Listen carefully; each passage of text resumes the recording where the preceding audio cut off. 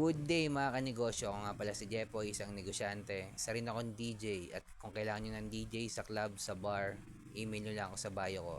At meron na akong 10 taon na karanasan na pagkalugi sa pagninegosyo. Keep Call Center in America Act of 2025 mga kanegosyo.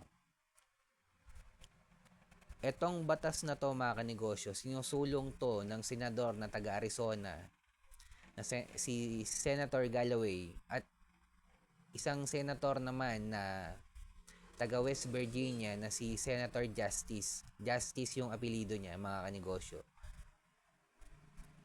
Isang Republican, isang Democrat. Na alam naman natin mga kanegosyo, nung panahon pa lang ng kampanya ni Trump, ang priority niya na magkatrabaho ang Amerikano. Kasi sobrang dami na ng jobless sa Amerika. Kumbaga priority talaga ni Trump yung administrasyon niya na magkatrabaho ang Amerikano. At malaking epekto na ito sa ating mga call center agent mga kanegosyo. Kasi milyon ang trabahong possible na mawala.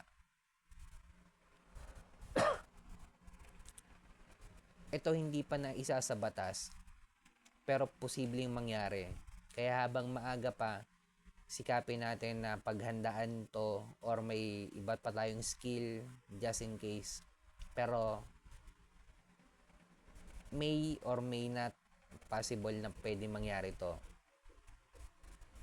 Kasi ang priority nga ng administrasyon ni Trump, America first. At makikita nyo naman sa aggressive na galaw niya, tarif dito, tarif sa kabila, tarif dito, tarif doon.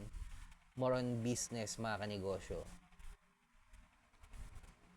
Kaya kung umabot ka sa dulo na video na to, nagpapasalamat ako. Subscribe mo naman ako.